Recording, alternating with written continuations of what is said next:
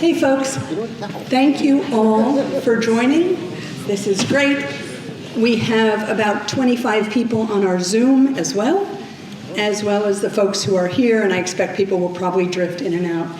It is our first in-person meeting again after the fall, as you guys all know, which is great. I am super excited about having these amazing guests coming to speak about the issues circling around journalism.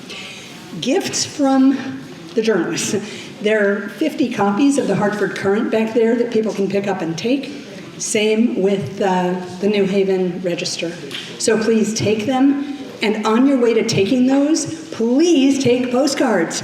As you know, Sally, our postcard whisperer, has been hard at work all summer long and for years creating these packets. They all have 20 postcards, 20 cards, 20 addresses, 20 labels, 1 script, 20 stamps. Please take them. No kidding, we don't want to take them home. Also to say, in case people were questioning, do postcards work? So in the 2024 cycle, we increased turnout in the Black population in Virginia by 8.2%. Extraordinary numbers. So yes, they make a difference. In Georgia, we increased it by 3.6%. North Carolina, just shy of 0.5%. So this year, we're focusing on Virginia for now, because of these elections. Virginia, Pennsylvania Supreme Court, there's one, New Jersey, Pennsylvania, there you go. That's probably it for now. But after the November election, we will be focusing on Georgia, North Carolina, Virginia, and Texas. Again, information to voters of color. We know these postcards work. How do we know? Because no one else works in those communities. So we know they're not getting phone calls. No one's knocking on their door because they don't have any money. And we know that this is frequently the only information they're getting, the only contacts they're getting, because nobody goes to really rural road Black voters in the voter suppression states. So I know you guys have heard me say this many times, but just so you know that the party of the governor in the southern states determines the partisan makeup of the Board of Elections. So the gubernatorials matter a lot. This year, of course, we've got Abigail Spanberger, who needs to really just blow the roof off of this election. And every one of the 100 seats in the House of Delegates in Virginia is up for election. And this is the first year we have a Democrat running in every single one of those races. So if you're wondering about all of those cards, that's where they're going to, and that's why we're doing them. A couple of updates about what's upcoming. We are again hosting the No Kings Rally. It'll be October 18th. It's going to be up at the Hartford Capitol again. And our postcard whisperer is also our bus whisperer. And Sally will be coordinating the buses. And again, we'll do it just the same way as we had before, that you let Sally know. We will put out all of this information on Basecamp as to how to do that. And whatever the cost is, we don't know the total cost, but last time it was, I don't know, $10 or $15 per person. What was it? It was $15 per person. It won't be more than that. I wouldn't think it's going to be more than that either. So, okay. Unless the tariffs kick in. Unless what? Unless the tariffs. Yes, unless the tariffs show up, in which event it'll be 200, just add a 0. I will point out that we are going to have t-shirts. And they are for purchase. They will not be black. This was just a mock-up from the printer. Sally has designed them. They're pretty great. Mobilize voters, defend democracy with our logo, and then the back is Indivisible CT Shoreline. The reason we are doing t-shirts is because when you go to a rally, for example, we can always, or at the Capitol, you can always find Orange Indivisible because they got bright orange. You can always find Code Pink because they've got bright pink. So you know they are in the house. So that's kind of what we're doing, and people can purchase them. We would appreciate if they purchase them. We will not be providing them because that's like a ridiculous thing to do. Okay, I think that's probably it for the moment. I am going to hand it off to Ginny, who's going to speak about the immigration team. And again, thanks to all of you guys for your continued work in all of this. Well, it's good to see everybody, and it's always nice to be together to receive the energy that we give to each other. So just asking, how many of you were at the rally in Guilford a couple weeks ago on Labor Day? Look at that. Look at everybody saying they were there. I'm getting direction. Because we're on Zoom, that's why. And how many of you plan to go to Hartford on October 18th with T-shirts? Let's hear it. But we got to be there together. We all see each other and be there together. What we do know is that we can't solve the problems by ourselves. We have to work in groups. And that's what Connecticut Shoreline is about. That's what all the postcards are about. And look at this wonderful banner that Carol has, reminding us that it's the vote, the vote, the vote, the vote. So we really are very pleased that so many of you are working on the postcards. Well, there's another topic that I've come to talk to you about. Another need for justice. As all of us know, Target is now in Guilford. And there's been a lot of celebration that it's going to make shopping a lot easier. It's great to have Target in Guilford. But how many of you have heard about the boycott of Target? Oh, great. I'm glad that you raised your hand because I'm here to encourage us to take this boycott seriously and to not shop at Target. And let me tell you why. As many of you know, this boycott is all about DEI, diversity, equity, and inclusion. And it's really important that you know the history of Target and why this is so important. 11 years ago, Target made a commitment to DEI and made initiatives and goals that were extreme in hiring people and in working with Black and brown and minority businesses. And then what happened?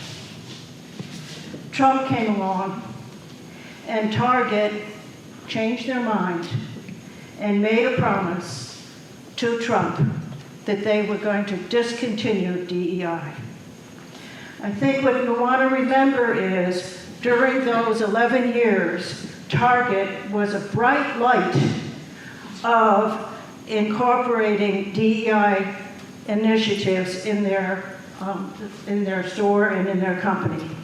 They won many awards by the business community across this country for their initiatives. Let me just read you them because I think it's important that we know specifically how radical their commitment was.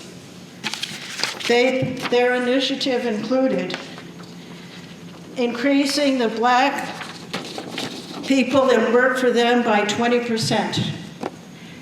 20%. They have committed to racial equality on their board of directors and their other committees. They supported the products, and this is the most important, they supported the products by Black and brown and minority businesses. And as we know, it's the businesses that gives people, minority people, the chance to move ahead, both the people who own the companies and the people working for them. They were well known of giving money to community groups that were working for inclusion, such as the queer community across the country. And they worked really hard of having products that were designed for the Black, brown, and minority community. So you can see how radical they were out there for justice. And then they said no to DEI. What DEI says, and what Trump has been saying with the closing and the elimination of DEI, is that no longer do we welcome everybody.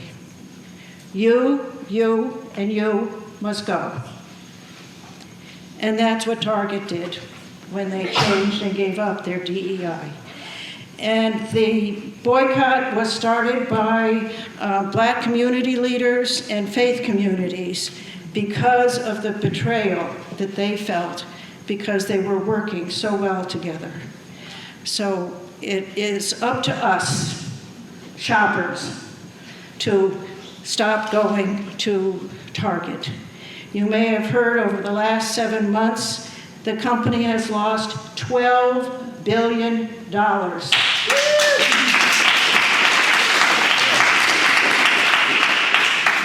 And their foot traffic is going down every month. So we hope that the foot traffic here in Guilford will go down. So the other interesting thing, just to reinforce why this is so important, as you know, you probably heard Costco, who affirms DEI, sales are going up. Meanwhile, Target, who gave up DEI, sales are going down.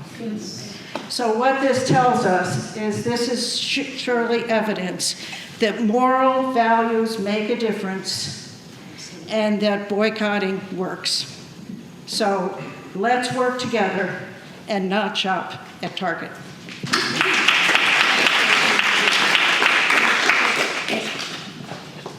Folks, can you please turn off your cell phones or put them on buzz or something so they don't keep distracting those of us who are like seriously distractible through the meeting? Thanks. Thank you, that we work together. And we also work together.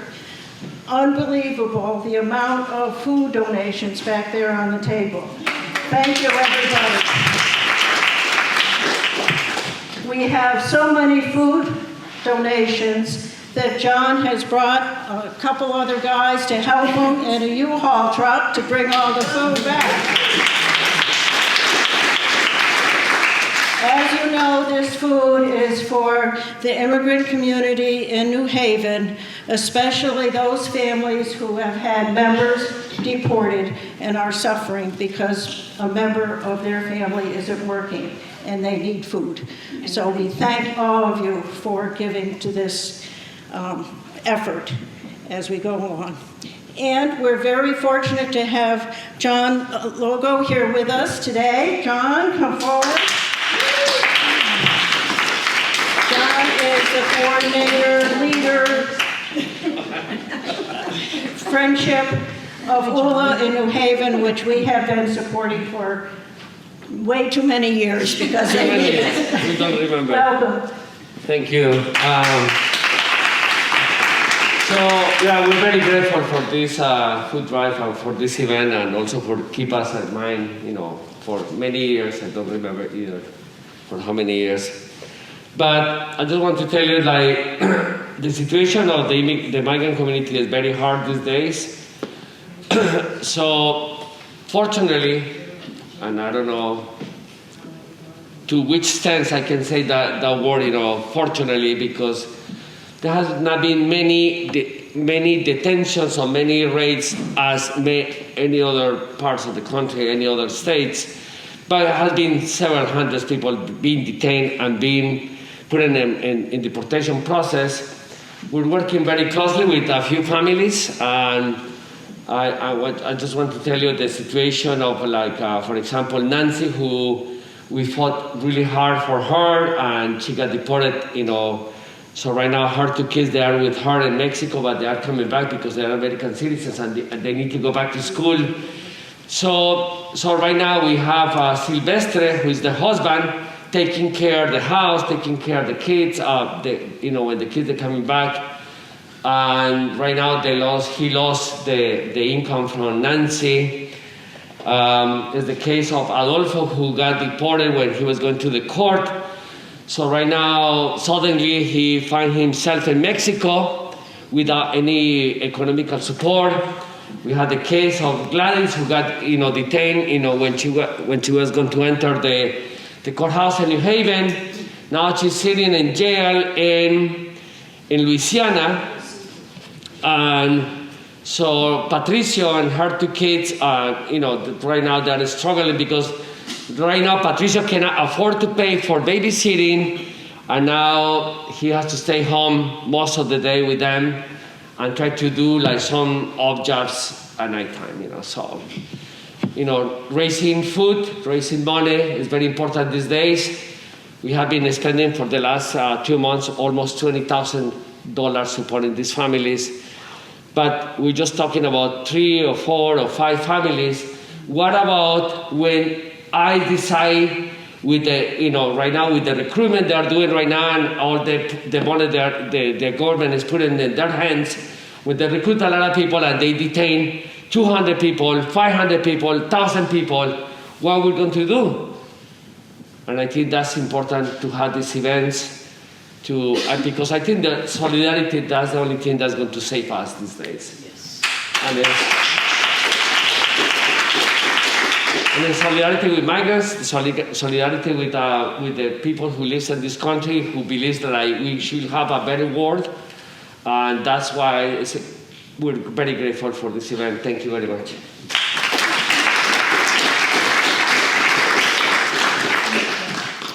Thanks, John, for keeping us grounded, and thanks everyone for coming out today. It's a beautiful day, and we're really glad you chose to come in here with us. We're going to dive in a minute, but I thought I would start with some ground rules so it doesn't get crazy. After I introduce our amazing panelists, I'll be asking a few questions for about 30 minutes. Our focus is going to be on what makes news or how it gets to the media, and what the threats to journalism are right now. And then finally, because we're indivisible, what we can do to help or to make a difference. Since we have a major newspaper editor, a chief political reporter, and an investigative journalist, the questions are most likely going to go to all three, but if, there may be some that are specific to different people. Once we finish the round of questions, we'll have Q&A, and then we'll break into a 20-minute training session with our very own Shannon Gale, who will be teaching us how to record meaningful moments so that we can share them with media down the road. In case you haven't noticed, we have a lot of cameras, a lot of microphones. We're live right now on Zoom. I think we've got 20, 25 people listening. And we're also being recorded for GCTV, which we would have put in the flyer, but we forgot. So if you're not dressed for success, that's okay. Just watch your mouth if you're going to be taking the mic, because it's going to go on TV. So bathrooms are over there by the front entrance, and let's go. We've got 3 great panelists.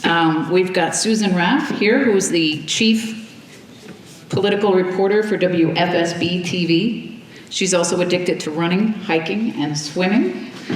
And we have Jordan Fenster, who's a senior reporter for Hearst Media. He hasn't been senior that long. He started at the age of 14. He has a cat, a dog, and 3 daughters.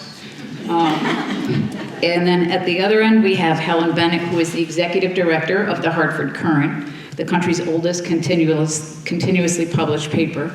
And at some point, Helen will be, is hoping to write a book about her son's love of snakes. So stay tuned for that. I'm Charla with Shoreline Indivisible. I've never done this before, but I have ChatGPT, so I've been trained, and I think we're ready. So let's get to it. The first question is, how is it decided what stories are covered in the news? So if we could maybe start with you, Susan. Are you able to hear me? No, it's got to be on the mic. But there's another mic. There's another mic. Hold on a second.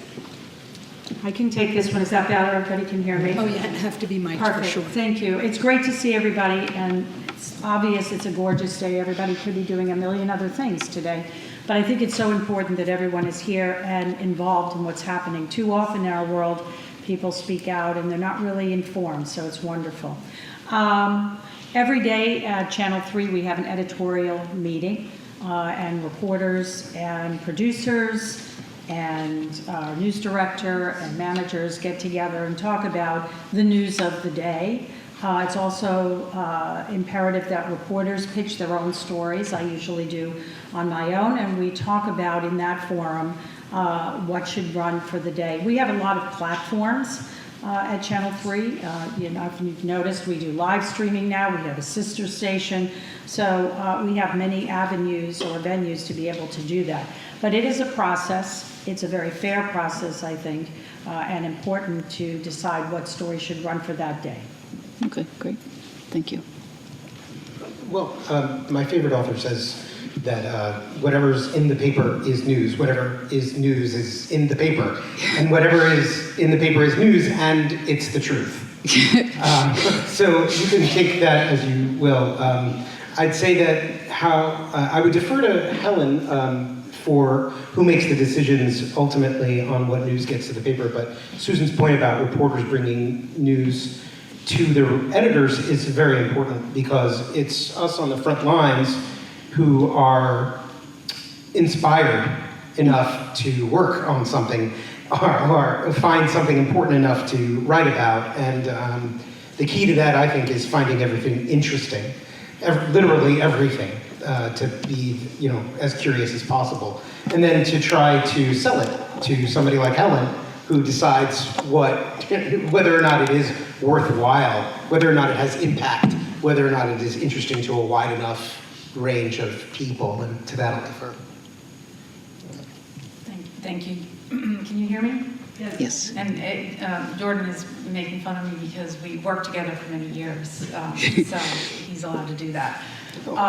We do the same kind of process that Susan described, very similar. We have a meeting every day, and with all the same people involved. It's extremely important for reporters to have ideas and to know what's going on in their so-called beats.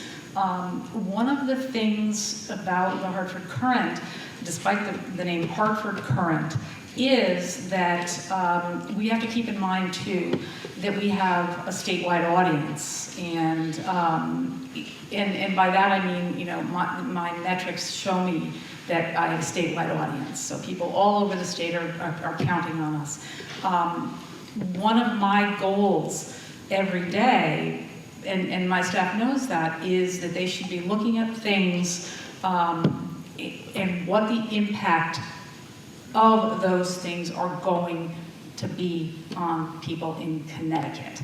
And obviously, people all over the world are reading it anyway, but I want them to be thinking about that all the time. And that is part of what I've seen in an evolution of news is, we're not the smartest people in the room all the time, or even part of the time. And we have to know what people care about, and we have to know what is of interest to them. And for example, this is a good example, and this was really important. It really made a lot of news last summer, not as much this summer, but last summer there was a tremendous amount of stories about electrical prices. And that resonated with people. It really meant a lot. Well, my last electric bill at my house in Orange was $700 for 1 month. Whoa. I'm still.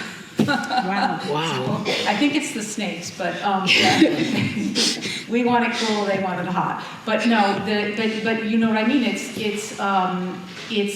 thinking. It's not just us deciding this is what you should read as Connecticut residents. It's also what do you care about, and the electric prices were one of them. One of my reporters has broken and kept on top of some stories, mostly related to Greater Hartford, but really to the whole state of Connecticut, about some subpoenas that were issued for information about how grants from the state of Connecticut went to various groups. Well, that's important to everybody in the state of Connecticut because you paid the taxes that created that money that pay those grants. And so I was thinking about everybody in a case like that. And I'd love to hear from people about what's important to them too.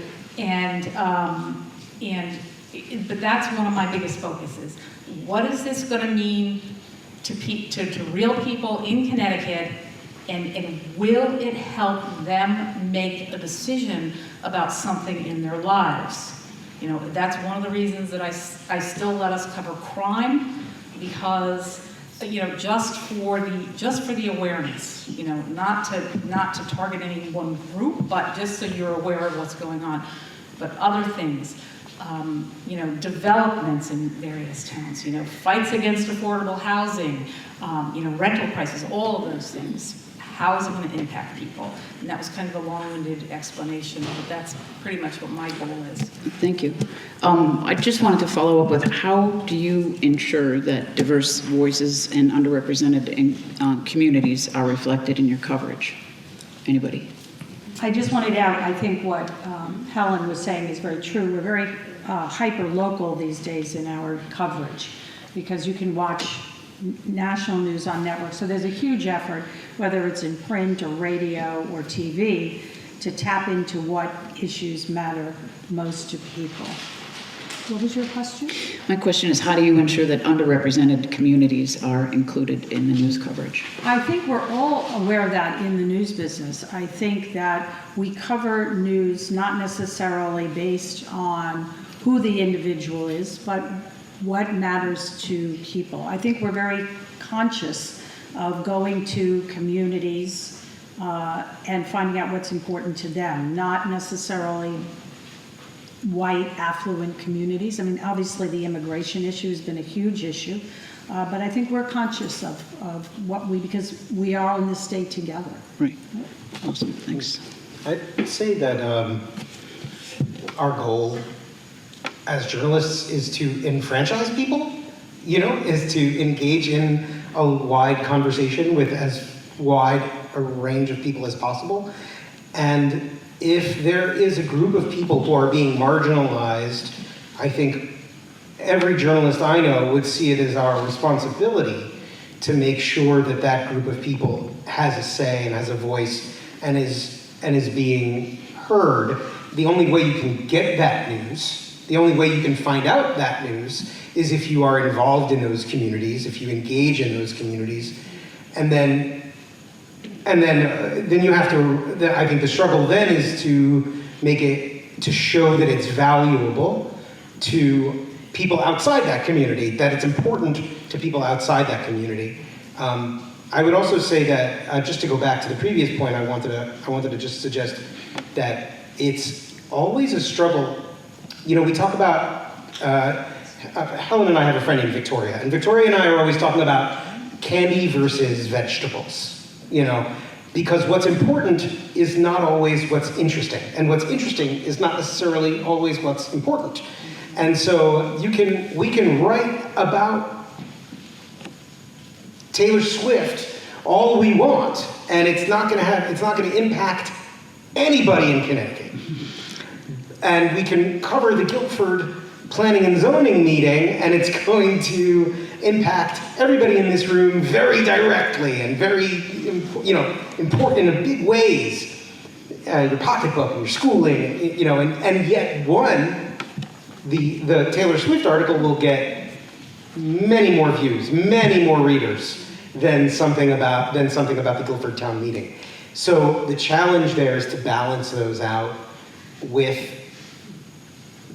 all of the other, with what I was saying before, enfranchising the disenfranchised and showing people in Enfield. This is what I try to do as a reporter all the time. I try to show people, if there's an important story in the Guilford Town Planning and Zoning meeting, I try to show people in Stamford and in Enfield and in Torrington why that's important and why that's meaningful. Thanks. But that's a really good point, Jordan, because we do the same thing. It might be something in Guilford, but it could be something that's meaningful to people all over. Affordable housing is a prime example of that, how different communities are handling that.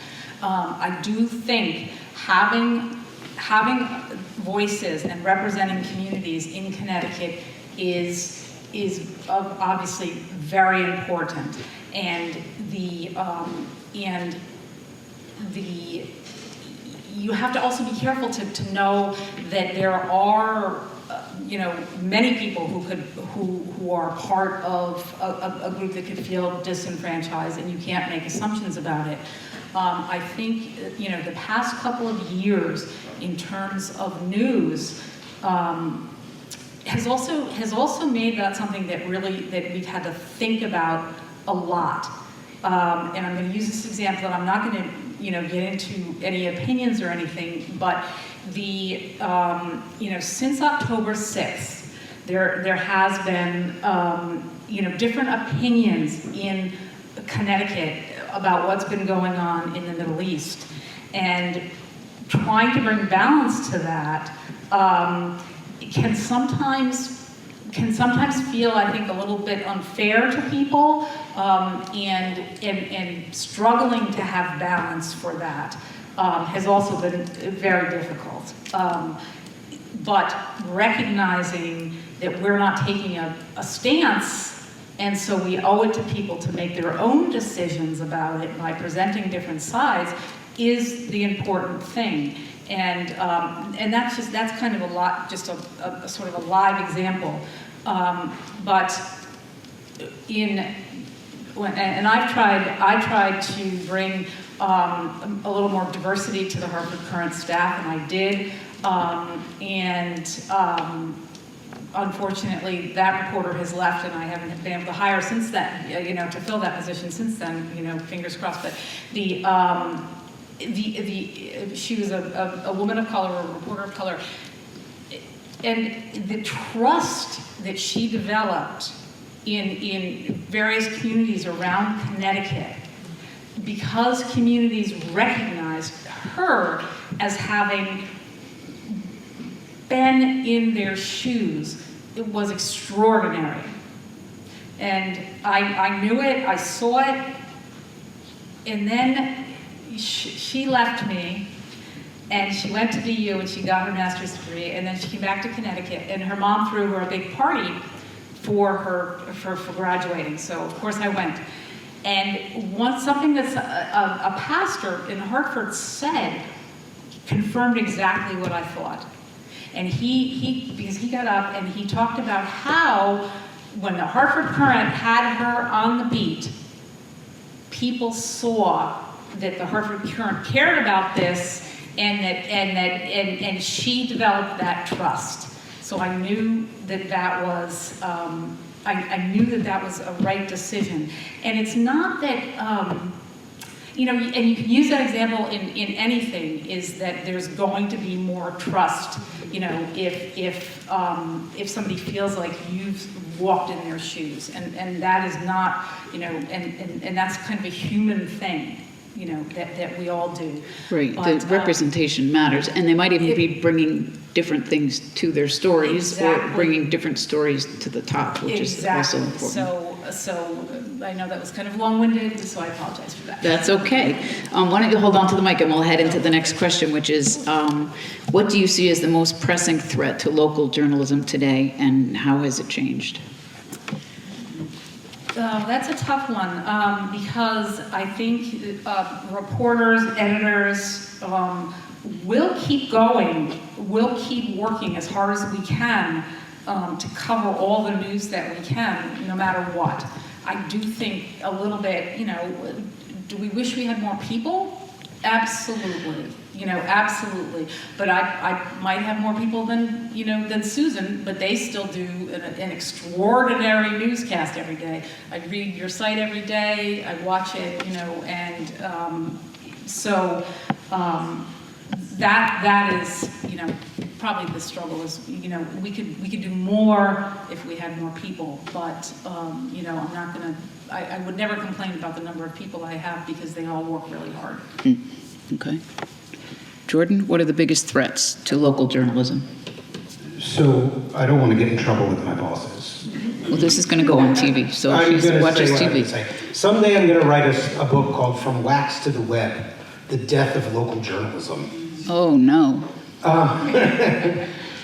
When I started in this business, and I'm not alone here, I remember huge rooms full of people that their whole job was taking strips of newspaper and covering them in wax and putting them on pieces of very thin cardboard called pasteboards. And then one day, a big conglomerate came in, bought the newspaper out, fired the whole room. And that whole room became me with a desktop computer and a program called Quark Express. That has proceeded again and again and again as companies like mine buy local newspapers and then seek to consolidate not only, seek to consolidate the jobs of those individual people. So that you have one person doing the job now of what used to be a whole department of people, and that includes reporters. So the corporatization of news, I think, is a detriment to local news. I would be remiss if I didn't mention, I think I'm in the right room to say that there is a segment of the population at this point that is pushing a Lugenpresse mindset, the lying media mindset that is eroding Public trust. the public trust in the newspaper, but without any. So let me. I'm sorry, Susan. I don't mean to be long-winded. I apologize. But it used to be, how much is, we deal in, let me put it this way, we deal in widgets, and our widget that we sell is content, right? The content that I write, it's just a widget, and when I publish it, it's a piece of content that goes out to the world. Well, there is no differentiation now in the public's mind between that widget that comes from Charlie Kirk, from the widget that is tweeted out, the widget that is on Facebook, the widget that is on TikTok, or the widget of people like Susan who do such intense investigative work. It's all equal. And that lying media mindset has not democratized news, but sort of boiled it down until every piece of content is here and gone, and it's all equal. And so they all have the same value. And it's just not true, because Susan's work and Helen's work is so much more important than what some random schmuck tweets, Thank you. On that note,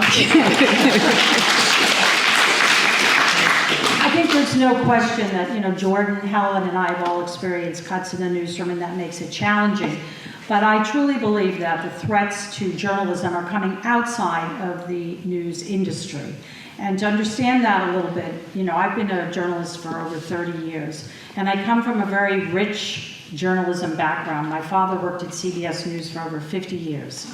My father worked with Edward R. Murrow. He worked with Cronkite. He was in China with Nixon and Ford. He was in Iran during the hostage crisis. The list goes on. Wow. So I'm particularly sensitive to what's happening now with CBS and Paramount and the president's effort to have CBS grovel to its knees.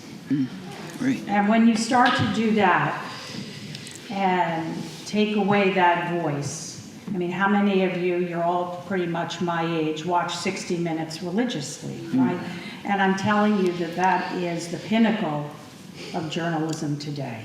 But it is very dangerous when that happens. And I'm going to share a story with you that I think is very important. When Donald Trump came to Connecticut in 2016 when he was running, and I was surprised he came to Connecticut. It's a blue state, but he came here. Greenwich, right? No, he was in Hartford at the convention center, and he allowed us to interview him, which is always good. And it lasted 2 seconds, and off we went into the room. And there was the riser where he was going to stand, and the media all on the riser, right? We're all waiting. And I would say within 3 or 4 minutes of that speech, Donald Trump turned around and pointed to all of us and said, "They're the devils, they're the bad people." Wow. And I remember thinking, I thought, well, is somebody going to hurt me? Yeah. And luckily, maybe because I'm in Connecticut, we all got booed. But it was very telling to me at that time, because this is a rhetoric that's been going on for a long time. Are there good journalists? Of course there are. Are there bad journalists? Sure, of course. But when you start to have that narrative, imagine a world with no journalism, no checks and balances, no people watching your school board, your town manager, your state lawmakers. And I'm going to mention one other story and then move on. But I remember after the pandemic, Connecticut had been trying to get rid of the religious exemption for vaccines. Do you remember that? Yes. And so I think the lawmakers felt it was the time to do it at that time. And it's a very passionate debate. Robert F. Kennedy Jr. came to Connecticut. And there were busloads of people from New York at the state capitol. He paid for all those people to come to the Capitol to speak out against this religious exemption, right? And because when the Senate and House are voting, you're not allowed to be in there, right? He paid for a monitor outside of the North Steps. I've been covering the Capitol for almost 30 years. I've never seen that. Wow. But the anti-vax movement was so strong, I was physically threatened. Wow. We were just doing stories about what they were doing. I had to have the Capitol Police escort me to my car. Wow. I had to have my hometown. So these are all, this is not just, somebody saying something on social media. It's not done in a vacuum. In fact, I keep mace with me all the time. Wow. So those are the threats that I really think are very dangerous to free speech. And when a president says, well, we're only going to have these certain journalists cover me at the White House. Criticism is good. It is healthy, and we should encourage that. Wow. Thank you. Wow. Awesome. Well, you have actually covered a lot of my questions already. So no, it's great. It's great. I might as well just go. Yeah, no, go. Okay, so we talked a lot about the threats and concerns, and thank you for sharing. So what are the possible solutions, and more importantly, what can we as ordinary citizens do to make a difference to make sure that important stories are lifted up? That's a tough question to answer, because I think we're all in an unfamiliar territory right now, right? We're kind of unsure. We're afraid to speak out, stay out in social media. We were always encouraged to, and I post things on Facebook, and I'm sure Helen will tell you that, and Jordan will tell you that, because now, advertising dollars are drying up on one platform. So we're all doing that on social media. But I think X is no different from Twitter, right? It is very, it's volatile, it's vicious, people say things. To defend what we're doing, I think that comes from all of you and the communities, and the importance of supporting journalism, going to events, talking to people about the importance of journalism. I wanted to ask, can I just ask, how many of you heard of these independent auditors or independent journalists? Okay. It's the same thing? Well, it's interesting. So these are people, does the name Sean Paul Reyes ring a bell to you? Okay, Jordan knows who it is. It's another concern. These are people who are not really interested in journalism. They're interested in confrontation. So they go and they record people, and when they do that, some people get upset, and so it's more about the confrontation, which they put on social media, and the more clicks you get and the more likes you get, then you're making lots of money. And there was a case, and I implore you to read about it. This is Sean Paul Reyes is from New York, and he does this for a living. He's also a convicted felon. But in any event, what is a journalist? Is it as simple as I have my phone and I can go around to my community? He said he came here because he wanted to see some state trooper was making too much overtime. So I think we need to be critical or ask questions about who are these people who claim to be journalists. He was not interested in, he never exposed this guy or found out that he did anything criminal. But in any event, the cop acted irrationally and spit on him, so now he's in trouble. But anyway, I think it's important for all of us to think about who is a journalist and support our journalists when we can. So just to follow back on that, Susan, so what is this fellow's name? His name is Sean Paul Reyes. He has a website, I forget, it's called the Long Island Auditor. He comes from New York. There are many of them. And he came to Connecticut and went to the state police to ask Brian Fahey, who was a Connecticut state trooper, because he found he had too much overtime. Troopers get overtime. They're short-staffed. I don't know the particulars. He didn't do anything wrong. He wanted to simply know. Brian Fahey, the trooper, didn't handle it well. He tried to swat his phone, okay? In any event, he went to his house, and even though the trooper asked him to leave, he was on private property, and the cop acted. But there are many of them, and they're not interested in learning about the overtime. It's irrelevant. Does anyone remember Project Veritas? Of course. Okay, similar but different, right? So do the ends, the means justify the ends? So they're like the gotcha, right? So now you're somewhere you don't know, you're being recorded. Who's recording me? Is that journalism? Is that fair? How long do you think any one of us would last if I secretly recorded people at the Capitol? Right. Anyway, it's a scary world, I think, and that term is used very loosely today. So as individuals, what we should do is not promote the journalist auditors. I would question people who are pretending to be journalists. Okay. And that's a threat to journalism, because these people are out there, I'm an independent journalist. And that's not the technique that I would use. I would not secretly record anyone. I would not take my phone and go to someone's house and confront them and when at a private property. So those are all things, I think, that whole fake news, and it's going to erupt. I think it's going to get worse before it gets better. All right, thank you. Can I make a point about that too? Sure. I just wanted to make a point about that particular incident, which is a great one to mention.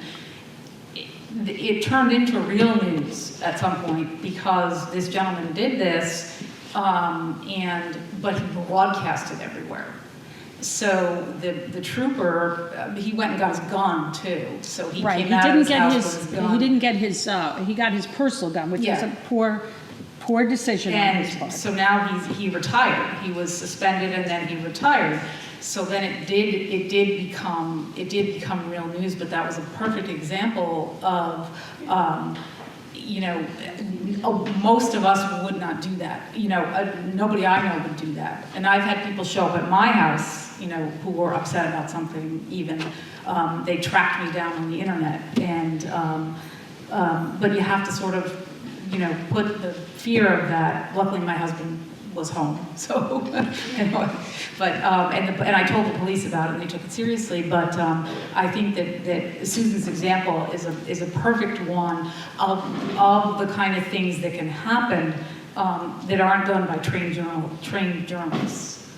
I mean, there's a reason why cameras are not, always in the courthouse, private property, things like that we abide by. But I guess it begs the broader question, does a journalist have to be paid by an organization? Do they have to, can they just be by themselves? Now, an internal affairs report found that the trooper had not violated anything. He was planning to retire anyway, but I'm sure this incident pushed him right over the edge, and he probably figured, I'm done now. He got arrested too. But it's, what was it? It was... the spitting part. Yeah, but it was whatever. It was a minor charge. But the point is, we never learned anything about this over time. It was a false narrative, I think. And again, that's not a bad idea to look into our state troopers to find out if there's an issue. But the way that people go about it and approach people like that. So what is a journalist? Is it because you have a phone and you post on social media? I mean, he makes a lot of money that way, doing that. And it's not because of journalism. One of them came to the station and started to harass our younger reporter. And came to the station and was asking all kinds of questions. And it was scary. And I think when you're intimidated, I mean, good, look, we're all adults. We should be able to defend our work. But when people are like that, it's scary.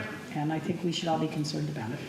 So in terms of calls to action, I would think on social media, you want to make sure you're checking your sources before you're forwarding things or liking things, because there are these sort of auditors or fake journalists.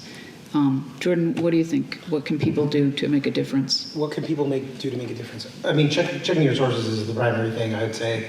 But also, I mean, watch, buy the Hartford Courant, in all honesty. When, watch WFSB. read my work if you are so inclined. There used to be a newspaper called the Litchfield Inquirer, and there was a Litchfield County Times, and there was the Register Citizen up in Torrington as well, and it closed. It just didn't make any money, and the company decided the Litchfield Inquirer closed it. It wasn't making money, and they closed it. And my boss at the time went to a town meeting like this, and he said, look, we closed, and the town was up in arms. Their newspaper, the Litchfield Inquirer, had closed, and they were up in arms that it was gone forever.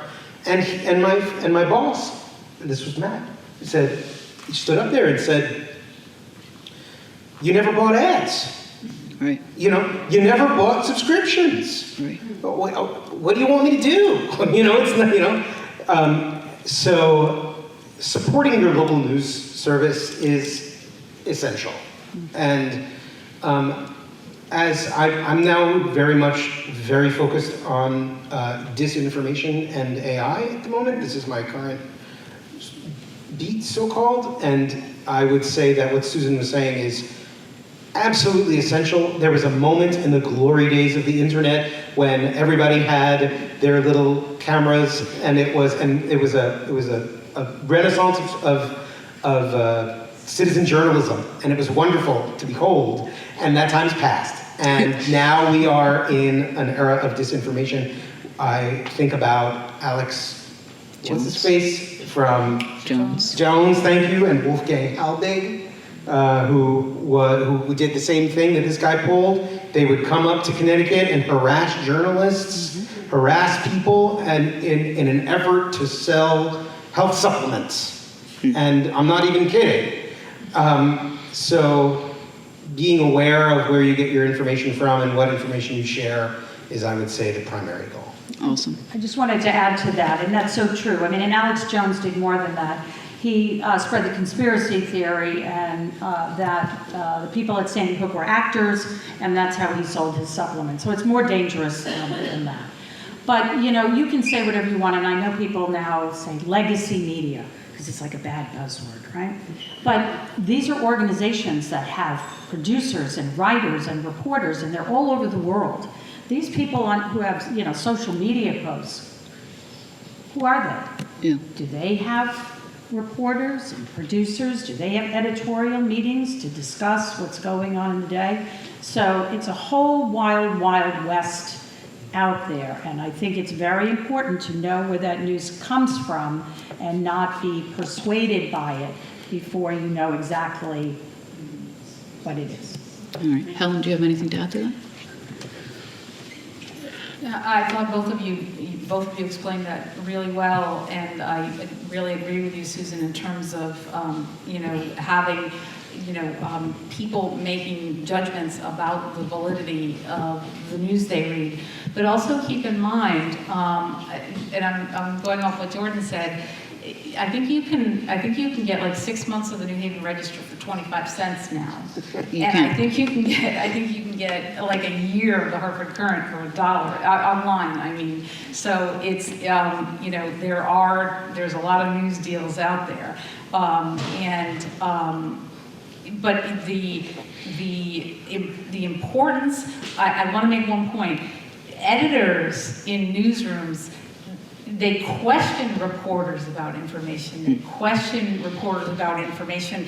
They ask, did you call the other side? Did you make sure did you make sure you got a response from the other side? And when are we going to get the response from the other side? We've actually held stories about that. And all of those things are done.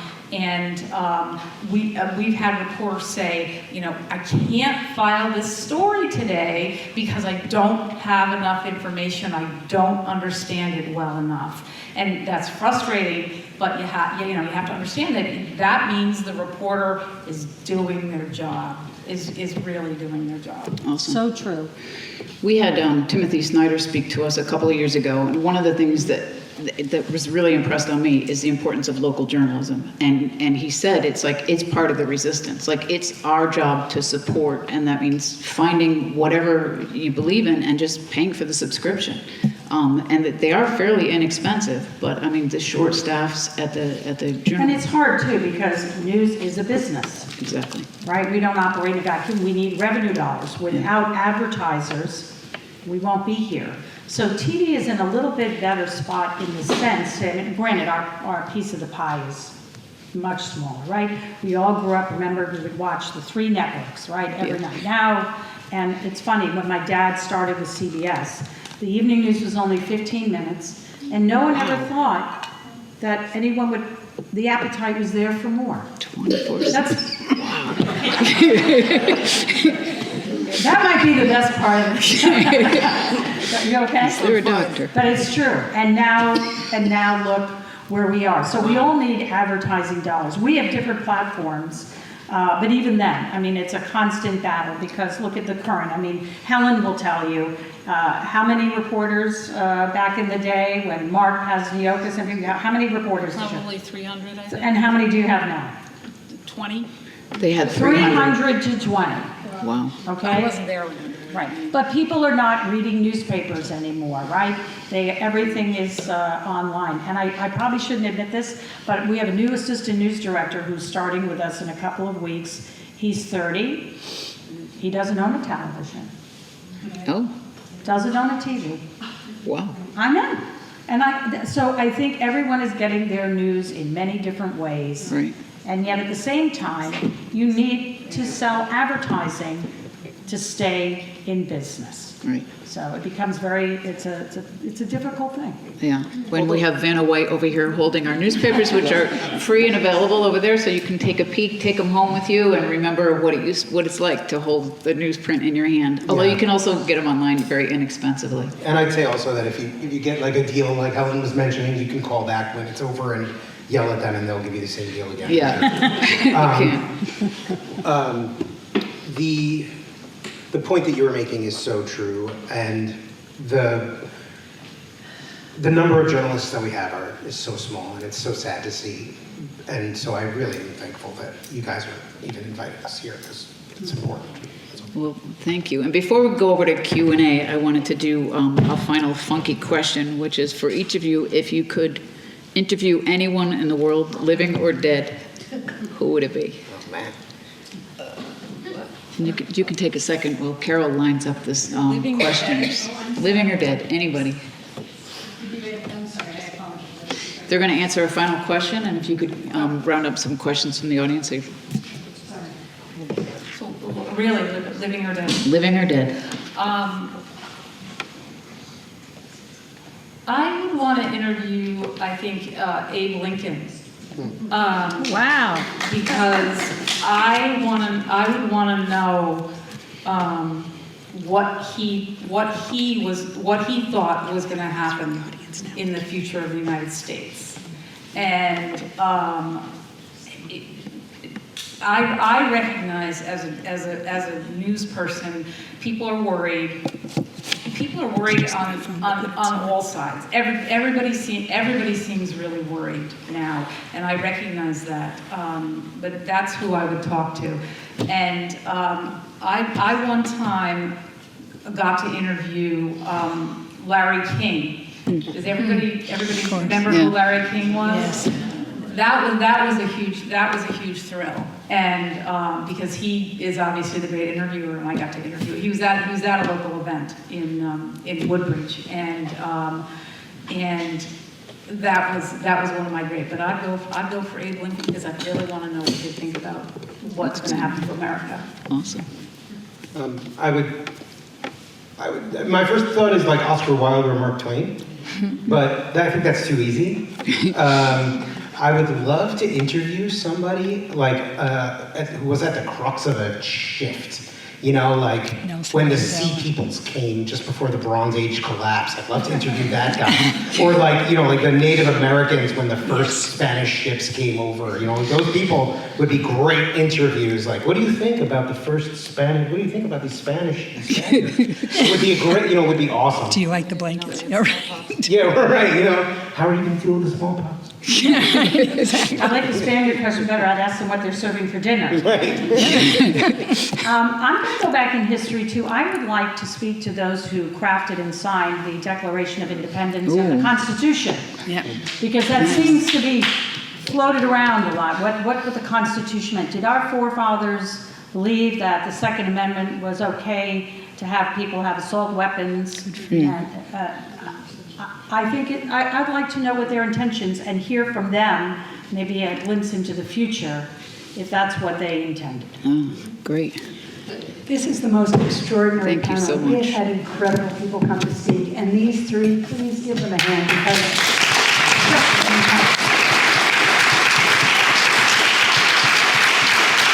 so helpful.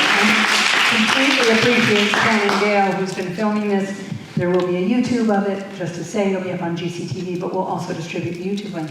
We have time for some questions. So, Hesh Summer, one of my favorite questions. I join in what everyone has said here in our thanks to the three of you for coming and spending time with us. Really excellent. It's interesting though that the three of you, in responding to the last question, chose someone or a group of people who were dead, rather than someone today. And to me, the great question that I have about journalism goes back to someone who's also passed, Edward R. Murrow, who at least had the courage to say, we're in trouble here. And I think, and wonder what the three of you think about the fact that journalists today, good journalists, true journalists, are being gagged and not really doing the investigative work and asking the difficult questions. And I pinpoint a couple of journalists who I won't name by name, who have interviewed key people in this government and treated them like they were pop stars rather than people who needed to truly be questioned. I agree with you. I think the older school of journalists, which I think we fall under that category. I recently went to see Good Night and Good Luck on Broadway. I was impressed with George Clooney. It was his first debut, right, in the theater. But you could hear a pin drop in that theater. And the similarities between McCarthy and what is happening today. And the price that you pay for sticking your neck out. And that's becoming increasingly difficult. And I think all journalists, especially, that will resonate with, and being sued. In fact, Connecticut recently passed a law against frivolous lawsuits because, as you would imagine, TV stations get sued a lot. I'm very thankful I've only been sued once. But TV stations get sued all the time. So if that is going to happen, your voice is going to diminish. And especially if it's something controversial like now, what we're seeing. So I think that has an effect. And bravo for Murrow and others who have done quality journalism. I would just say that there's always been yellow journalism. This is definitely not a great time. I wouldn't necessarily call it unprecedented, because there has always been, I mean, excuse my language, there's always been shitty journalists out there. There's always been people who have more interested in their bottom lines than they are to the truth. That it may be more pressing now than ever before, but I think that line that you're talking about, that we are all talking about here, about the difference between real journalists and, you know, for lack of, I don't know what else you'd call them, muckrakers, yeah, sure, is getting very blurred now, and that's a big problem. And so I would say you really have to hold those people accountable. and be as vocal as you possibly can, and tell them that they didn't ask that follow-up question, you know? Right. I don't think, at least that I can recall, I don't remember ever being gagged. I can't, in my own career, and trust me, I look back with great joy on being a reporter back then, you know, and covering the Board of Finance and covering the Guilford once on a weekend, no, not on a weekend shift, on a night shift, because we used to have night shifts too. The Guilford High School graduation, and it was on the town green. And I think I'm pretty sure I learned for the first time ever that there are people buried under the town green. And that came as a big shock to me. But you know, you learn something new all the time when you're a reporter. But I don't, you know, I'm careful about making sure that that editorializing doesn't sneak into prose, you know, and some or stories sometimes, and careful with myself as well about that, because that's sort of a human, you know, it's a human thing. But I don't remember, and no one has ever said the Hartford Courant can't do a story on something. That's never happened. One thing I would also like to mention is that we have, and it's growing, and we share it more, a very vibrant, community or Connecticut, sharing letters to the editor, sharing op-eds about all kinds of topics all over Connecticut, and that really gets me excited too, because if you know, I don't let people be you know, really ugly or, you know, hateful in anything.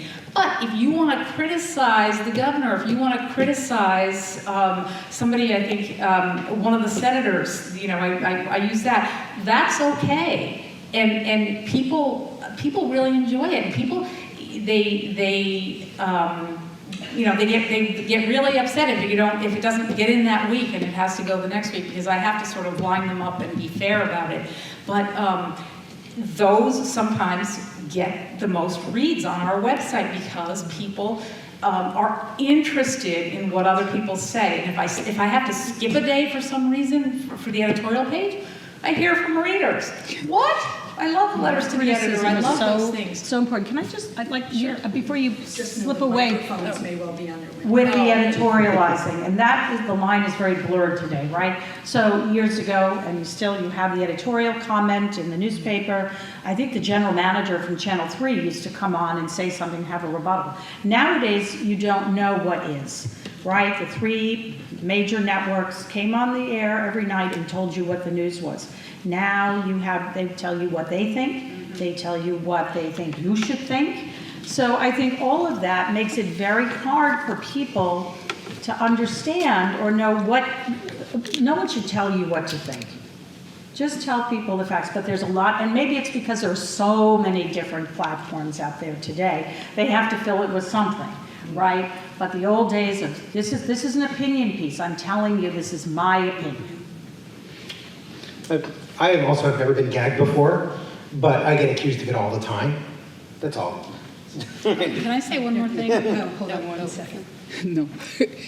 Yeah. The Still microphone green. is happy. The other one. Okay, I just want to make a point, because even though Jordan and I work for different companies now, I had the experience working with him some time ago when his job basically at that time was being an investigative reporter over something to do with our former governor, John Rowland. And he wrote stories about it that nobody else had, because he was given that time. And I can remember you having to say, where information came from, what it was, all those things But nobody ever said, don't ask those questions, and don't go after this, and don't go after that, and he got the stories. Yeah. Awesome. Two questions, okay, things are that, because the other one. Okay, here you go. Hi, thank you very much for today.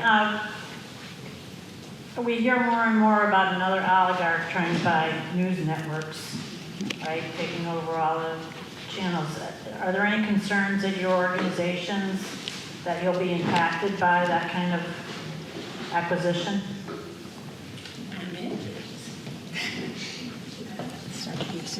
Thank you. I think that's a real huge concern, and I think it's going to get worse. Again, news is a business. I don't think locally, channel, I think it's more of a question of CBS, ABC, NBC, CNN, all of those big networks. But it does trickle down. I'm not as concerned about it, and I also share theirs. I've not ever been told that I shouldn't do a story, but I certainly have been told many times, make sure you have accurate information and you talk to a lot of people, because you have to stand by your work. You don't want to end up. But that's a huge concern now because of what we're seeing with CBS and Paramount. And once that happens, there will be more. I am scared. I'm terrified of it. I have been, Helen and I, that company that Helen and I worked for was then purchased by a hedge fund. And I've been through acquisition after acquisition after acquisition, so it happens. And I am thankful that places like the Mirror, the Connecticut Mirror exist. Nonprofit news is a model now. I am extremely grateful that that's a thing, because God forbid Peter Thiel buys my company, I am gonna have to be looking for another job somewhere else. Yeah, I don't. Did I turn on? Okay, I don't think I can add anything to that. I think it is a concern. We've all been through buyouts and things like that. I'm pretty confident in where I am right now, but we always have to face that. It's a business. Thanks. Mike.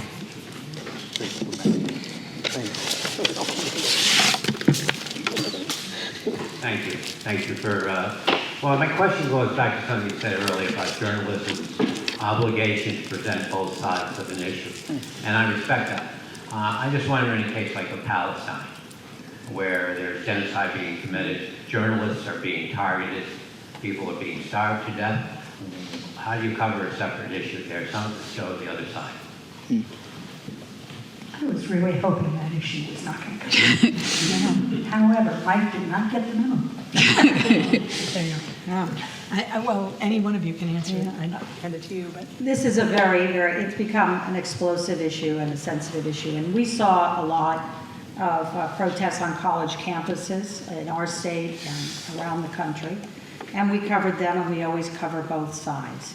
But it has become a real issue for a lot of students who were caught in the crossfire. But we are very conscious of that sensitive nature, and we always tell both sides.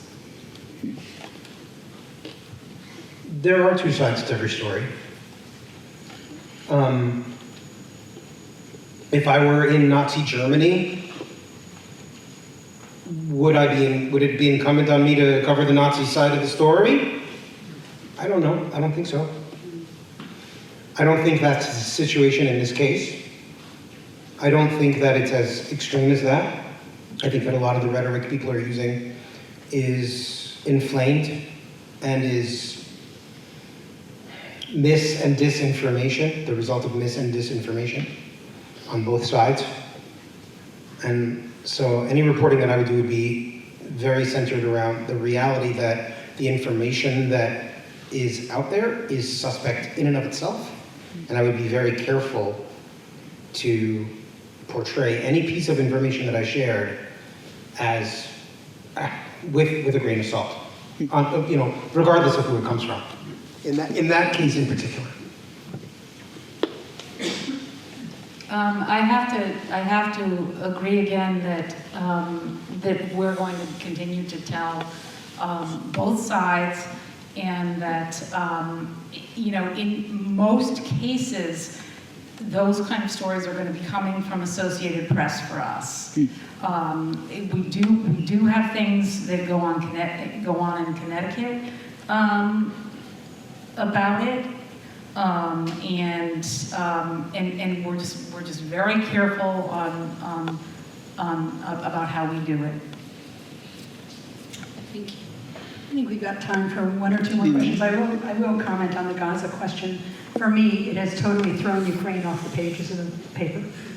And the murders and the bombing and everything that's happening in Ukraine, suddenly it's off the radar because this has become such a profound issue. And I don't dismiss this as a profound issue at all. But, yeah.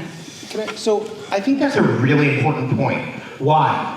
Why has Gaza and Israel taken such center stage? Let's put anti-Semitism to the side for a minute. I just want to be very clear here, there are literal office buildings full of people whose sole job is to put information, is to control the conversation on the web. That's their whole job. That's all they do. They work all day long and this has been proven. I mean, the dead internet theory is no longer a theory. 1/3 of content out there that you read is from a bot. So the information, the question is okay, are there two sides to be covered in Israel and Palestine? Are there two sides to be covered in Ukraine and Sudan and in all the other many conflicts that are going on in the world? And there are many conflicts that are going on in the world right now. There are actual genocides that are happening in the world right now that are being completely ignored because of those office buildings full of people who are seeking to control the conversation that's going on in the web. I also would say that I know that a lot of people in Connecticut still care about Ukraine, even if it's not. I have experienced that. Yeah. Two more questions here. Good news? Thanks. Good news, the microphone is still very happy with us. I just have a general question. Do you have any knowledge of any impact on schools of journalism in terms of enrollment? I'm concerned about a lot of young people being disconnected.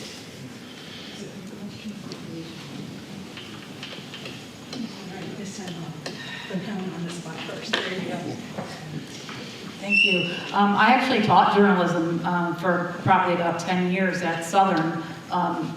Loved every minute of it. I do think that there are fewer young people going into journalism, and that is impacting, the future of it and the people that are available for it. But I know that right here in Connecticut, Southern Connecticut State University has a very strong one. UConn has a strong program. Quinnipiac has a strong program. They all are, and some high schools have strong programs. And they're all still working very hard, to teach people to be journalists. Yeah, I had taught a reporting class at Quinnipiac last semester. It was full. It was 1/3 of them were sports journalists, to my dismay. And I'll say that I'm also a member of the board of the Connecticut chapter for the Society for Professional Journalists, and one of the things we do every year is give out scholarships to young journalists. We pay for their trips to the national conferences, and I think every old journalist like myself sees it as our sacred responsibility to pass the torch, as it were, and encourage younger journalists to take the responsibility. Yeah, I think that's well said, but it is a career. You have to really love it. I think I got out for a New York second. I took a job with the public health department for the state of Connecticut. I think I lasted maybe 2.5 months. I never looked at a clock so much. It's just a different, so if you don't love what you do, right? So I think success in life is to do what you really love and get paid decently to do it. But it is very hard in journalism, and I see a lot of the young people, especially because people want to be on TV, right? It's a big thing. But it's not so glamorous. We're not sitting in a studio. We're running around in the field. During the pandemic, you couldn't go to the bathroom. I think at one point I actually went in the woods before a live shot Whoa. You know, yeah, that's on television. But I mean, it is hard, and you have to get all the facts. And there is a lot of pressure. You know, Helen had said, you know, if her reporters don't have all the information, you know, you have to make sure that you do have it and it's timely. I don't have a deadline of tomorrow. I have a deadline of like now. And I'm in 3 or 4 shows a day. Wow. Yeah, okay? So you really, it is very pressure, and a lot of people just, it's a lot, and you don't make a lot. So I think at the end of the day, they decide it's not for them. And it makes me sad, because we need more good journalists, and we need people to do better journalism. Awesome. Can I say one more thing?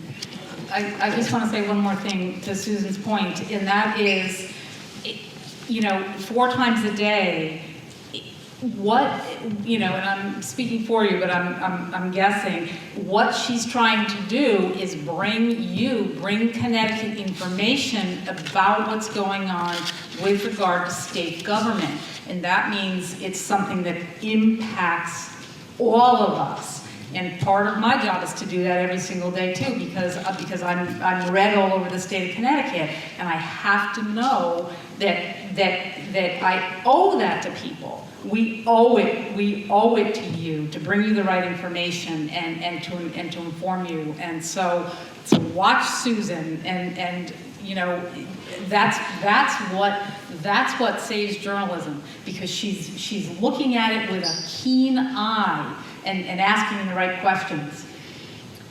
So much as there are several more people who have questions, we just have to apologize, because we need to say thank you. Shannon Gale is also here to teach people how to film something quickly, not to be a, what did you call it? Independent journalist. Well, she can certainly do work around teaching people how to capture that sort of information and then how to share it out. Shannon runs Guilford Community Television, and she's our local hotshot. And, right, and so that's sort of, there was another word you had, not the independent. Auditor, independent auditor. Whatever they're calling themselves, the independent auditor. When you get a moment tonight, just Google it and see when you get a moment tonight, just Google it and see what that is. It's a huge thing out there now, with all these people going to different states, and their issue is really to stir up trouble and confrontation and get people to react and get upset, and because that sells, right? That's the thing. Oh, people like to watch that on social media. Look at that person. Look what they did. But is it really about journalism? I don't think so. Can I just make a comment? Yes, of course. So in terms of wrapping up, you mentioned AP, and I've been in several situations, especially with Unidad Latina and Acción, when we want to lift something up, and I call AP, and you know, we have an office in Hartford. Now, if they pick up, usually the first thing they say is, "Who's there? Is the Hartford Courant there?" You know, and ask them to send us photos. So we had a rally with Velo a couple of months ago that within days was on Rachel Maddow. Now, it didn't get there like this. It went there because of our local journalists who were there on the ground, you know, supporting local activism. So I think the message for today, in terms of what we can do about it, support your local journalists. I mean, this is where our money really makes a difference. If you own a business, you know, buy an ad. I mean, we have to support and fuel. You know, it'd be nice to get 300 journalists back on the streets from the Hartford Courant, so that everything would be covered. I just want to say there's some people on Zoom as well as in the room who have other questions, and if you guys are willing, what we'll do is please send us the questions and we will pass them on. Oh, yeah. And that way we can get the rest of the questions answered, if that's okay with you guys. Yes. Great. You know how to find us on these? Yeah.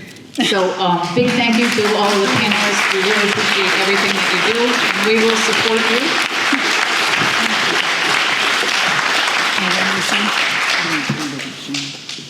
All right. Many of us end up in rallies where we're on the street and we see something happen and we want to be able to film it, not as a disruptor, just saying. We want to be able to film something and share it out. For example, if ICE is taking down somebody and you happen to be on the street, if you see something occurring and you want to have it on your camera, have it on your phone, and then know how to share it out, Shannon is now going to take us through a workshop on that. If you are leaving Please pick up a copy of the Courant, pick up a copy of the record, not the Record Journal, of the New Haven Register. Those are complimentary, compliments of these guys, and please get a subscription. And Jordan. I also just dropped a few of our union pens. Please take one, share them around. Thanks so much. And thank you guys. It was just fantastic. Shannon, you're going to come up. And this will, of course, also be on Zoom. And this is the workshop in how we are going to film things and then get the word out on whether it's social media or to our friends or however we're getting the word out. So please, folks, if you want to move up closer to see what Shannon's doing, that's great. And I think we'll probably give it a few minutes. Please take postcards. 20 postcards per pack. 20 addresses, 20 everything, 20 stamps, it's everything that you need. And thanks to everyone for coming. We'll wait a couple minutes for everyone to show up around how do you film something on your phone. Thank you.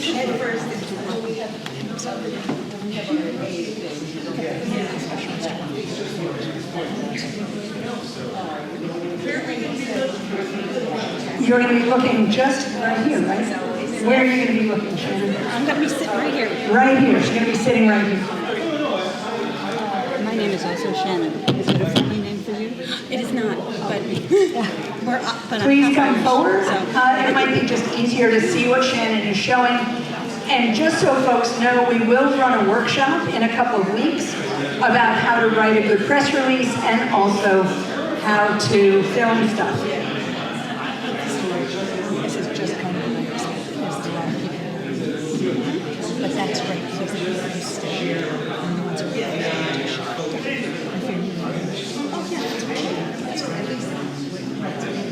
Okay, a couple more minutes for folks who want to join this workshop about how to understand how to use your phone and film something quickly if you see it. We're going to do that now, and it'll go on for probably about 20 minutes. Yeah. About 20 minutes. So thank you for giving your attention up here, and I'm going to go walk around and guilt people into doing that. Hey everybody, I'm Shannon Gale from Guilford Community Television. We are your local nonprofit TV station, though in recent years we have morphed and we are now online as well. And our goal is to show people how to produce and share their own stories. We provide training, equipment, and channels and platforms in order for you guys to create your own stories and share it with your community. And so I was asked to come here today to help you guys learn how to use your phones. We have everything we need in our back pocket to basically document something that's happening right in front of our eyes. So I'm going to talk for a little bit and then I'm going to open it up to questions. There's a couple of key things that I want to be able to go over. First and foremost is how to get the shot. That's key. And so to get a good quality shot, you're not going to hold it portrait like you would a photo, you're going to hold it landscape. And you want to make sure that your shot is as steady as possible so that way you can see what's going on. So you don't want to be holding it out like this where you can have floppy arms and things are shaking and everything like that. You want to hold the phone, preferably with both hands, which I would do if I didn't have a microphone, but close to the body, and stand firm in your spot so long as you're safe. And you want to be able to just move. Sorry, just move. And pan left and right to get whatever action you are going to get. What you want to do, because the type of video that you're probably going to be taking is going to happen very quickly, and you need to be able to act quickly. Unlike a situation like today where it was planned, I was able to set up my tripod, I was able to frame everything really nice and get everybody on camera. You're going to be doing this boots on the ground in the street. So you want to know your equipment ahead of time. Most phones have all of the same stuff. It's just a matter of what they call it and where they put it, okay? You have a camera on your phone that takes both pictures and photos, And then those pictures and photos all end up in something like your media app or your photos app or something like that. So you can actually arrange on your phone, I know you can on the iPhone, and I imagine it's true on other devices, that you can move those critical apps that you think you're going to use first to the very first screen of your phone. So that way you can find it and get to it quickly. And that's what you want. And so that's just to record on your phone. You also want to go into a situation like on October 18th, when you know you're going to be recording some things. You want to make sure you have enough space on your phone. You want to clean your phone off of any other videos or photos and back those up to a bigger drive somewhere, so that way your phone is clean and can hold as much footage as you're able to take. And you want to also go in with a full battery, because taking video is a battery drain. Okay? Once you've taken the video, okay, and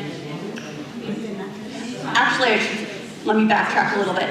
As you're taking the video, the other thing to keep in mind is audio. Your phone's camera, your phone's microphone is not necessarily going to pick up things very well from a distance. It's going to get a lot of ambient noise if you don't have another microphone attached to it, but it's not going to pick anything up necessarily discernible.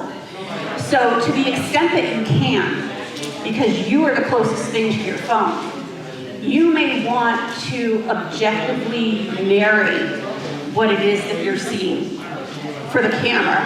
And because this might be video that you're not going to post right away, and we're going to get to that in a little bit, but it might be video that you use for something that you put together later on. And so by narrating what it is that's happening, what you're seeing, you know, you're capturing the story. You can even take the audio out after the fact, but at least you have it there. Once you have gotten your video, you can go into your Photos app and you can play back the video for yourself. See what you came up with. See how good the video quality was. What maybe you got for audio, and then you have a couple of choices. You know, if you can get yourself to a safe place and you have good Wi-Fi access, you can upload it to social media. Most phones have apps that you can download for basic social media. Just a really informal poll. How many of you guys are on Facebook? How about Instagram? Okay, so you guys can upload to Facebook. And what you want to keep in mind when you're doing that are a few things. If your intent is to have this be as widespread, viewed as widely as possible, you want to, for this post, you want to set your permissions to global, which means that anybody, whether you are friends with them or not, can see your content. And then what you want to do is, if there are key people, maybe you know local journalists and other activists that you want to see this video, you can tag them using the @ and whatever their handle is. So you could tag organizations, people that have Facebook accounts, so that way they will see your post, and anybody that is following or friends with them will see your post as well. The other thing that you can do is called hashtagging, which is the $. And what that does is anything you put a hashtag in front of, it makes it a key word, a searchable key word, okay? So you can do #ICE, and then anybody that searches for ICE on Facebook is going to, your video is going to come up in the list of videos to watch, the list of posts, okay? this kind of brings us to another point that, I was talking about with Carol and a few others, as we were preparing for this event, which is that what you film, you may not want to put up immediately. Because you are gonna wanna maybe check who you have on camera. If you're filming and you get somebody who is undocumented on camera, and that goes out on Facebook and social media, that could be detrimental to them. If you're filming something and the transaction or the altercation or the event somehow becomes political, a legal issue, then that could be its own issue as well. So it isn't always that you're filming with the benefit of putting it up immediately. What you really want to do is, especially I think for this group, is that you want to go in with a plan. So let's take October 18th, the event that you're going to, okay? Those of you who want to film to capture what's happening at that event, you want to have a game plan. Know who your media people are, who your videographers are, and know what kind of content you want to walk away with. Are you going to have somebody who is primarily getting the speakers at the event? You might want to have somebody or a couple somebodies who are going around and just focusing in on their signs that are being held up. Because this is useful if you decide to put together a small edited piece after the fact to show that this event occurred and maybe to promote upcoming events like it. All these pieces can be put together in an editing project. And this, by the way, GCTV works with nonprofits and also everyday citizens who want to put together their own content to share with their community. And this is something that we would help you do in terms of the editing. So right now we're really talking about, while I am mentioning editing, we are talking more about how to get the content on your camera and then get it somewhere where it can be worked with. You may want to have somebody who is just kind of scanning the crowds to see who's come. But again, not something that you necessarily want to live stream because you don't know who you're filming. And you might want to revisit that in post-production, in reviewing your film before you put it up there. I think the other thing is that, then you want to have a plan for who's going to collect all this footage and what are you going to do with it.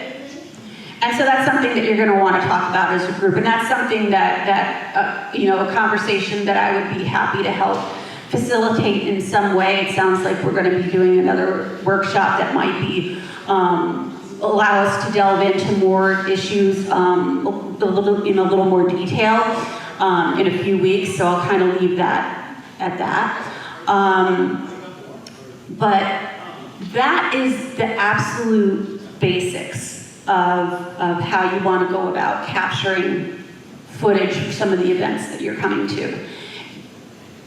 There is a whole other type of videography that, if you wanted to get into it, we could do that at some point, because then there is this is more the boots on the ground, happening now, have to do it fast, don't have time to think and plan videography. Okay? Then there's the other type of videography, which is a lot of what you've seen here today, which is setting up for Zoom meetings, setting up for filming for local television, and that sort of thing. That's a whole other planning process. It gets you a whole different type of product, all of which is useful, and sometimes both types can be used in one production. Okay, they all have utility. So that's something that we can talk about on another day. But what I'd like to do right now is open it up to questions to the group. And since I apparently have the only working mic, I will do my best to hear you and then repeat the question for the benefit of the full group and Zoom and the camera. Yeah. Hi. I see a lot of videos of protests where some videographers have gone to great pains to mask out the faces of the people they are filming. I have not done that, but I wonder, is it wrong to show people's faces at a protest? I mean, I feel very uneasy about posting things that I've shot because I don't know the people involved. I don't know if their spouses know they're at a protest. I mean, I don't want to reveal or out them. So the question is, if you're filming at a protest, should you be putting it out on social media because you could be putting people at risk? And I think Shannon touched on that. And so, I mean, our recommendation as activists would be, first of all, definitely get the footage because it will come in handy. And, you know, hopefully Shannon's tools have been helpful, but we're going to do another presentation to teach more people how to capture it. But you probably do want to hold on to it. And there's a lot of reasons for that. I mean, if there's people who are undocumented, you are putting them at risk. If there's something where somebody could be arrested as a result of the footage, then you want to make sure you're working with people, whether it's the ACLU. I mean, you can reach out to us. We have a lot of connections, like with Unidad Latina en Acción and other activists, to see how they would want to use the footage so that you're not putting people at danger, at risk. Also, if you're filming, like we've said it in our groups too for a long time, if you're filming, you want to be in the back, right? You're filming the backs of people so that they're not easily identified. But to Charlotte's point, we've had several people here who are kind of true tech, internet and computer groupies. And what they've said also is even if you put up a picture and you crop it, it doesn't matter because it can be uncropped. And it can be identified as to where it is, who's there, and what you're doing, and what time of day. So cropping it doesn't help. Putting it on social media, from my perspective, is the kiss of death. The minute you put it on social media, the people who ever were in that are screwed. And so, personally, and I don't know how you feel about it, you're in a different situation, I will absolutely only be on social media rarely, and under a pseudonym, and I will never post pictures of my kids, of my grandchildren, anything personal, because we actually are targets in that way. Right, and notice the personal part. So it's what level of risk you're willing to take for yourself, personally, with your own personal photos. When it comes to other people's photos, I think we do have to be careful and consult with others before we post. And I think that gets back to the comment I made earlier about you want to go in with a plan and you want to know what it is you're going to be using this for. So it sounds like potentially any video and photos that you're taking may not be to share with the public. It may be maybe for the group's intentions of just seeing who is there, documenting the crowd, documenting the sentiment and the vibe of what was going on, so as you go forward to do your work, which again, there's utility in that, and so that's perfectly fine. What we tell people, just from a public access perspective, because we have people that do film a lot of public events and have questions about having to ask permission and get consent and that sort of thing, and that's really what your question gets to, is consent. Is that when you're on public property, you can film anything that you want. You don't want to zero in on somebody specific, but it doesn't mean that you can't get faces.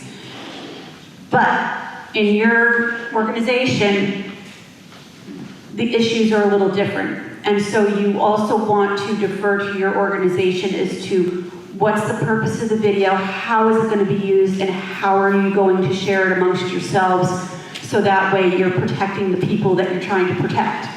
So that's a good question.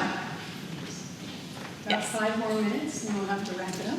Go ahead. Yeah, I have a question. So let's say you're photographing the police or ICE. My fear is that they're going to come up, they're going to knock the phone out of your hand, arrest you, or what are our legal protections in videoing what they're doing? So, I'm not a lawyer, and I really can't speak to legal protections, okay? I'm not qualified to do that, so what I will say is that for any type of videography, there is utility in redundancy. And what I mean by that is that you might want to set up on your phone so that way your videos and your photos are automatically uploading to the cloud as you're taking them. And that way, if your phone gets smashed for any reason in the field, hopefully some of what you have taken is preserved, and then you can decide what you're going to do with it later. Yeah. I'm so sorry. Can you tell me how? Sort of. So basically, the cloud is basically just a hard drive that you don't really see. They're big servers that these companies have. You can sign up for Dropbox. You can sign up for Apple Cloud. For like $1, you can get 50 gigs of space, that sort of thing. And then there's settings, at least through Apple, and this is probably true of other devices. You can then set your phone to say automatically upload to this folder when I'm around Wi-Fi. Thank you. And I do want to just highlight that Shannon has been generous enough that she'll be back. We're going to run a workshop in about 2 weeks. It'll be much more personal as far as you can bring your phone. Shannon can talk you through it. We can kind of go through that. It'll probably be here. We haven't secured the space yet, but it'll be basically exactly what Shannon's talking about, and also about writing a good press release to get the attention of these guys. So just know that that is coming up, and it will happen before the October 18th rally. So just be aware of it. And Shannon, do you have, I'm taking a lot of No, time. go ahead, please. Do you have cards? I will check Scary Purse and see if I have cards. But for anybody that wants to know how to reach me, go to gctvguilford.org. That's our website. My email is up there, and you can get in touch with me that way. Perfect. All right. Thank you to Shannon. And thank you to those who have stayed. Thank you to Sally for monitoring all of this. And we will be sending out a YouTube with all of this. So thanks to everyone. Thanks.